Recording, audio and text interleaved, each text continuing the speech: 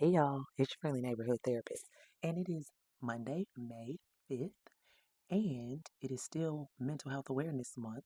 And I think I'm gonna start doing Mental Health Monday so that way I can at least get mental health content out there one of these days of the week, just in case I can't do it every day. Because life be lifing, all right? So, on any note, today I want to teach y'all a very helpful mental health tool to help you deal with stress and ruminating thoughts or rumination. So let's get into it. Right, so first up, you may be wondering, well, what is rumination or ruminating thoughts? People think they know what this is, but let me just tell y'all exactly what it is. So, rumination is a psychological process characterized by repeatedly dwelling on negative thoughts or feelings, and they are typically focused on past events or potential future problems. So, if you are worrying about something that is in the future or you are dwelling on something from the past, you would be ruminating on those things. And the problem with rumination is that it doesn't help us heal and grow. See, you are stuck. When you are ruminating, you are stuck. I often see this with folks who are trying to deal with what their parents did to them when they were younger. It doesn't necessarily have to be anything like abusive or chaotic, but just anything. You hear people often say, well, my mama didn't do this right, or my daddy didn't do this right, or they were this, or they were that. And it's like, but you're 40 now. So what are you going to do to push past this? Or are we going to just stay here and keep blaming our parents for whatever it is we got going on right now? Now, this is not to say that you have to just let go of harmful, toxic, abusive parents.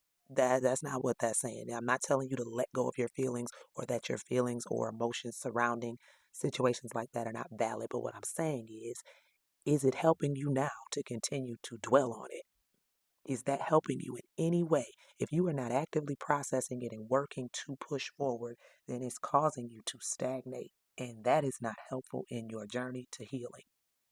Now, that being said, the little tool that I want to teach y'all about, you may have heard about, but some people might not have, and it is called the 5 by 5 rule. So, the 5 by 5 rule is a very straightforward mental health tool that helps us manage stress and maintain a healthy perspective on life's challenges and deal with those ruminating thoughts that I was talking about. So, the essence of that rule is this: if something will not matter in 5 years, then you do not need to spend more than 5 minutes worrying about it or thinking about it. Simple, right? Easier said than done, though, but it is something that you have to train yourself to start to do. When something is stressful to you or concerning to you, whether it be something that happened at work, an argument you got into with a friend or a partner, something going on in your family, ask yourself, will this really matter in 5 years? Will I even be thinking about this or remembering it in 5 years? If the answer is no, then you have to process it quickly in that moment. Give yourself time to feel what you feel, be present with it, and then go on about your business. It does you no good to expend mental energy on it any more than that.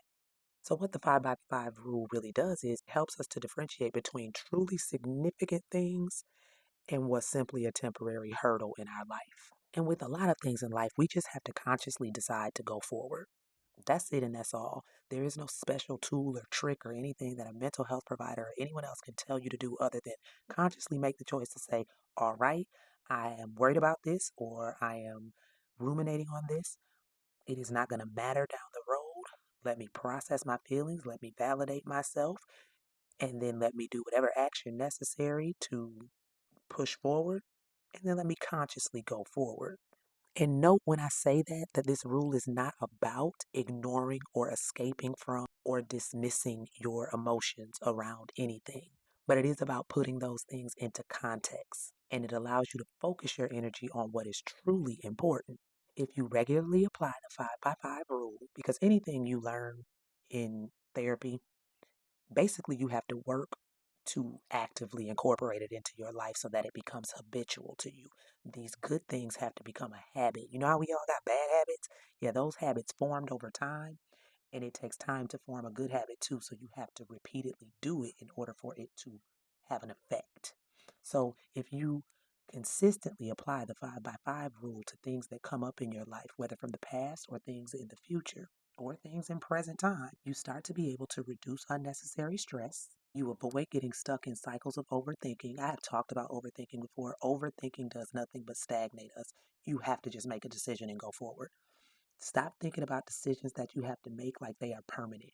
Any decision you make in life can be altered or changed if need be if you figure out I made the wrong move. We tend to think of finality when we make choices. Nothing is final except death. So never think that something that you have to decide or something that you have to do is final. It's not if you're still breathing. You can always alter, fix, change, whatever. You have time. But also, the 5 by 5 rule helps to cultivate a mindset that prioritizes long term well being over short term frustrations.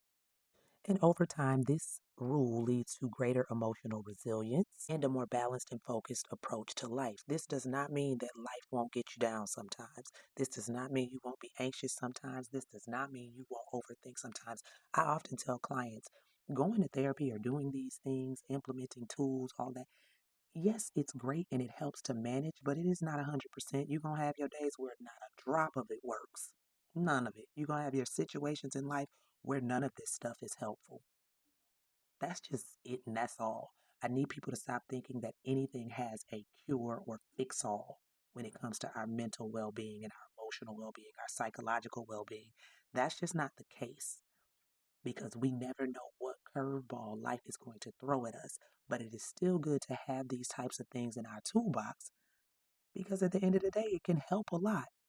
It can help with a lot of things. If it can help you with two or three things in a week and two other things it can't help with, hey, that's still better than none. So just note that the 5 by 5 rule is most effective when we find ourselves in situations in which we are overwhelmed by stress, anxiety, or negative emotions triggered by minor issues or temporary setbacks. All right? So there you go. Try using that 5 by 5 rule this week, y'all. Every day something comes up that you might be overwhelmed by, apply the rule. Will this matter in 5 years? Nope. I'm not spending more than 5 minutes on it. All right, y'all. Have a beautiful, wonderful rest of y'all day, and I will holler at y'all later.